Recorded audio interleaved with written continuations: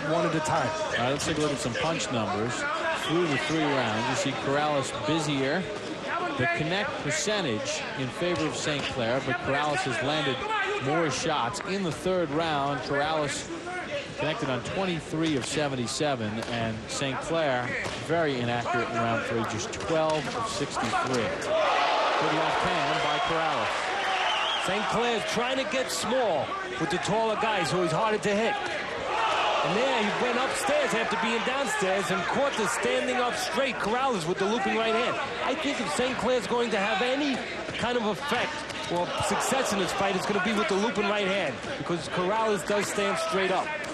That looping right hand comes over top, you stand straight up, it can be really effective. Like Tim Witherspoon, the former heavyweight champ of the world, used to be effective with that punch. Teddy has a shutout after 3 rounds. Teddy, what about the advice given to St. Clair in between rounds? Well, they wanted him to get small. They didn't want him standing up tall, and they want him to work that body, which he's doing more of this round. So far, the talk in the corner has helped him so far in this round. He needs to be inside, past those long arms of Corrales, needs to work the body and throw that looping right hand. Corrales has one flaw, stands straight up. The left hand is down sometimes.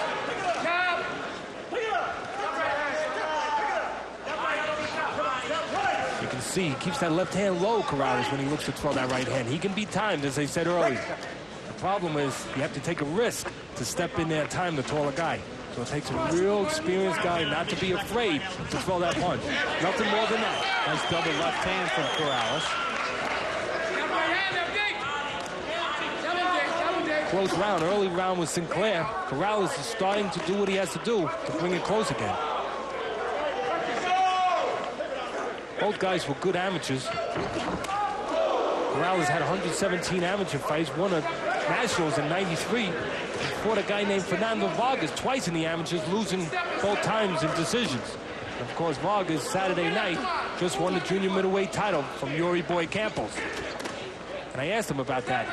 Does that help your confidence that you know you were able to fight a guy who became world champ? That might be in your future? He said, yeah, it's not a bad thing. Come on, Chico. Well, St. Clair has been able to land that right hand. There he goes left-right. And by far the best action from Gary St. Clair in the bout. Well, Diego Corrales ate some left and right hands in round number 4. And Teddy, by far the best round for Gary St. Clair. Became close because Corrales came back a little at the end, but I still gave the round to St. Clair. Made it a little closer. My scorecard, 39-37, Corrales. He had been pitching a shutout before that. We talked about the trainer, good man Kenny Adams in the corner, Corrales. Well, pretty good man in the corner, St. Clair trainer. Lennox Blackmore, countryman of St. Clair from Guyana. He fought Aaron Pryor, the man that we talked about, who was a great fighter that we did the special on tonight. He fought him for the junior welterweight title in 1981. And most people that fought him, he was stopped.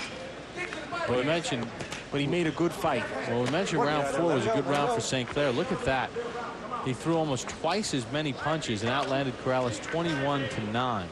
So we've shown you the numbers through the first 3 rounds and how Corrales has been in control, but that illustrates how St. Clair has gotten into this fight. And that illustrates how he can be hit with right hand.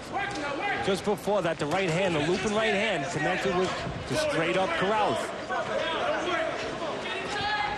Here's Lennox Blackmore. Body shot with the left hand. Double up on him, body shot, left hand. Come on, work. Left hook.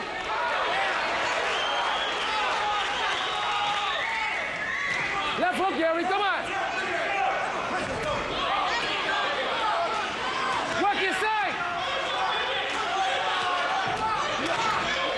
Right hook, left dig. Work. Move your head, side to side. Right hand to the body, left hook to the body.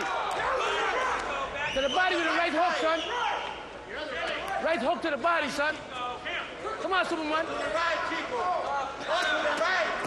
Work, work now, work. Well, St. Clair not working as hard as he did in the last round. Oh, no, he's definitely not. He's got the problem of getting in without taking punishment with the taller Corrales. But once he's inside, he has to make the most of it. Because he doesn't know if he'll get that chance again. And to get that chance, he has to take risk. So when you're in there and you get past the risk, you have to make the most of it when you're the shorter guy. And you usually have to throw more punches than the taller guy if you're going to even up those physical disadvantages. He's going to win this fight, has to upgrade his punch ratio. No doubt about it. Well, Corrales putting his punches together here in round number 5 and doing a pretty good job after St. Clair had a pretty good and solid round number 4. Remember, this is a 12-round junior lightweight elimination battle. Look at the numbers in round number 5. St. Clair, jab-wise, was 0 for 26 in round number 5 as far as jabs are concerned. See, Corrales did a little smart thing. Threw a left hook right hand and then stepped out, hoping to lure in St. Clair to get him to come in and leave himself open where he could catch him with a counter.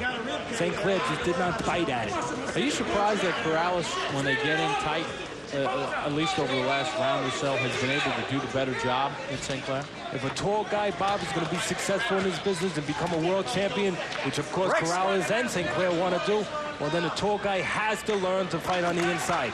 That's why Riddick Bowe was able to beat Holyfield to win the world title the first time. Taller guy was able to fight with the short warrior inside. That made the difference. If he couldn't fight inside, he would have been beat. Teddy's scorecard through the first 5 rounds, 49-46 Corrales. And here comes St. Clair with some bombs. And the right hand started it because Corrales stands tall in front of this guy, and he shouldn't do that. Although now he's putting his hands up and dipping a little bit. That's okay, but don't do it too long because you got to come back and break up the offense. See, he went defensive too long there, Bob, and he's allowing the other guy to get off because he knows that Corrales is handcuffing himself. There's that right hand again. That's why the old timers say, you make a guy miss, make him pay. For obvious reasons. So he doesn't put punches together on you. And that Corrales